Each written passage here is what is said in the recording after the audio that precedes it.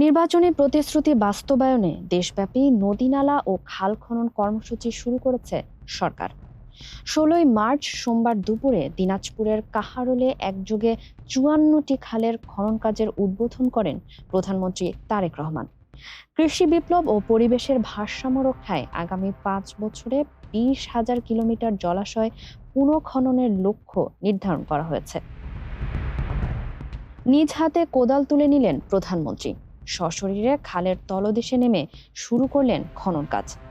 এর মাধ্যমেই পুনরুজ্জীবিত হলো কয়েক দশক আগের এক ঐতিহাসিক উন্নয়ন কর্মসূচি। সোমবার দুপুরে দিনাজপুরের কাহারোল উপজেলার বলরামপুর সাহাপাড়ায় ১২ কিলোমিটার দীর্ঘ খালের পুনঃখনন কাজের আনুষ্ঠানিক উদ্বোধন করেন প্রধানমন্ত্রী তারেক রহমান।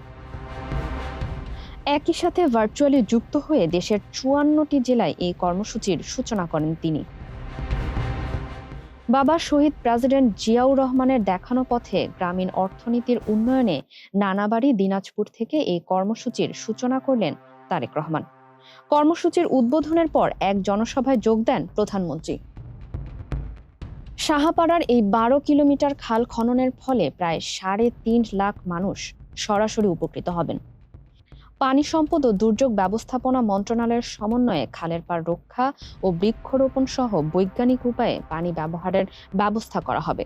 প্রধানমন্ত্রী তারেক রহমান বলেন, বাংলাদেশের ২০ কোটি মানুষের বেশিরভাগ গ্রামে বাস করে, আর তাদের প্রধান পেশা কৃষি।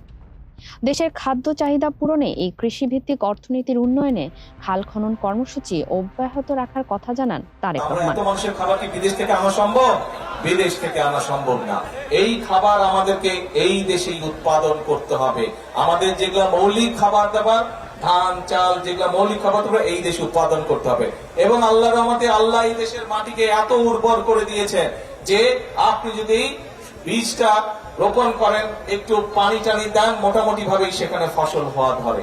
কাজেই আল্লাহর নিয়ামতে পানিটাকে আমাদের সঠিক ভাবে ব্যবহার করতে হবে মানুষের উপকারে। এবং শুধু এই খাল না, তো খালের পাশে যে জায়গাটা হবে সেখানে আমরা প্রায় ৭,০০০ ইনশাআল্লাহ বৃক্ষরোপণ করব। এই খালে যে পানি থাকবে সেই পানির সেচ সুবিধার মধ্যে আসবে।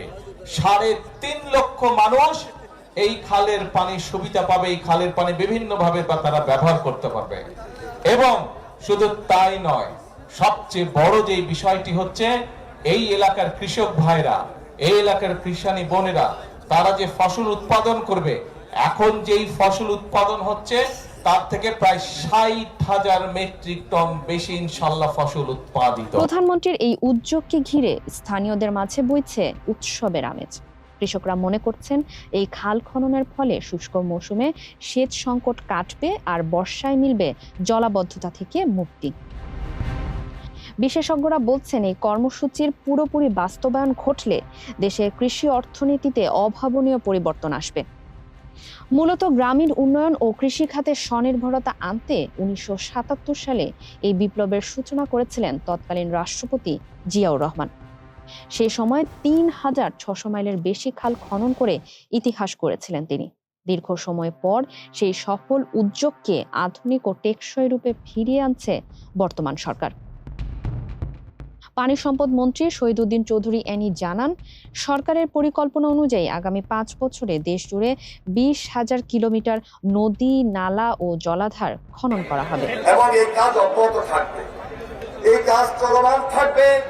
আমাদের টার্গেট হলো আগামী ৫ বছরে ২০,০০০ কিলোমিটার খাল কর্মসূচি আমরা হাতে নিয়েছি। যদি এটি অব্যাহত থাকে, আমরা শেষ করতে পারি ইনশাআল্লাহ।